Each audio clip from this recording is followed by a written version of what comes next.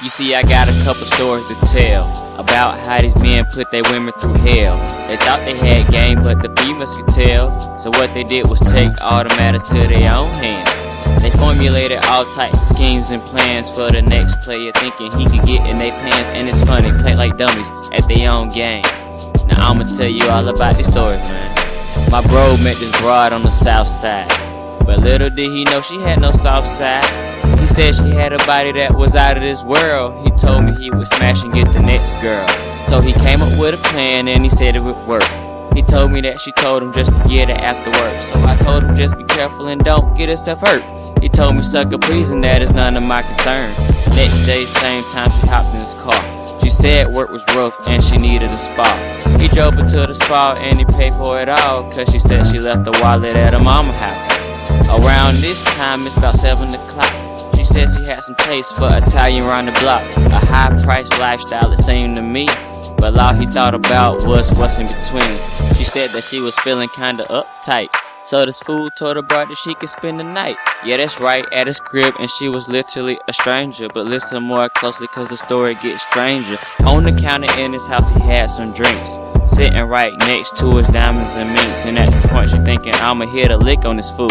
But then she thought to herself just to play it cool. They hit the bedroom and the foreplay begins. They started kissing next and started holding hands. She grabbed some cuffs out of her purse and then she grabbed his hands. She cuffed him to the bed and now he stuck there.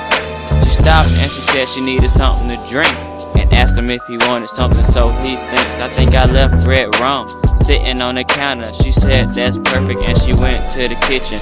Fool never thought that he was just another mission, and is still thinking why he thought this girl had some interest. But anyways, back to the story in the kitchen. She pulls some powder out and she slips it in. This is where the scheming starts kicking in. She takes it to the room and now he's sipping it. His vision gets blurry and his head started hurting. And I think about this time is when his phone started chirping. She picks up the phone and she said that he was busy. I heard scuffles in the back, he started getting fishy. But I said okay and I hung up the phone. I grabbed my car keys and I rushed to his home. Meanwhile, the sucker knocked out unconscious. He started stealing money, most likely by the bunches. She searched his dresser drawer and she was looking in his closet. She left his room looking like the scene of a mosh pit. Hey man, what's happening? Man, shawty jacked this jewelry money and she got treated to a whole day out. Bad thing is, all he got was a kiss and he'd never get it in. Man, you told him not to do it. Yeah, I told him not to do it.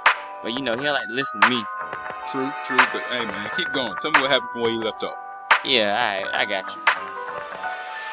Anyways, when I got them and the door was wide open, I heard this fool from his room moaning and choking. I went into his room and I searched around. His dresser flipped over and his clothes was on the ground. His jewelry and his money was nowhere to be found. He was embarrassed to the point he could have moved out of town. I laughed while I said I tried to tell him this would happen. Still getting smart, he said, boy, you not my daddy.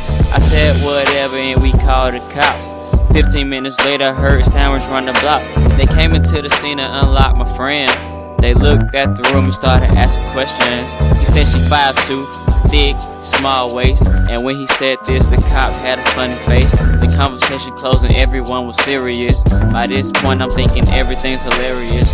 The cop said that this has happened now before, but they still haven't caught it cause the girl is like the ghost. I'm sitting there thinking to myself, damn, this girl had a hell of a game. She had a hell of a game. Oh boy, y'all gonna learn one day. These females ain't taking that no more.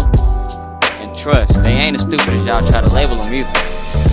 I mean, I know every man and woman ain't loyal, but come on y'all. Don't y'all think it's a little childish with the games y'all play? I mean, I'm just saying, maybe it's just me. Then again, maybe it's not. This goes out to the women with intentions and motives just like men, you know. Hey bro, where's the other story though? Man, I would have told you, but if you hadn't interrupted me earlier. But you know, I mean, maybe next time I'll let you listen to the rest, man.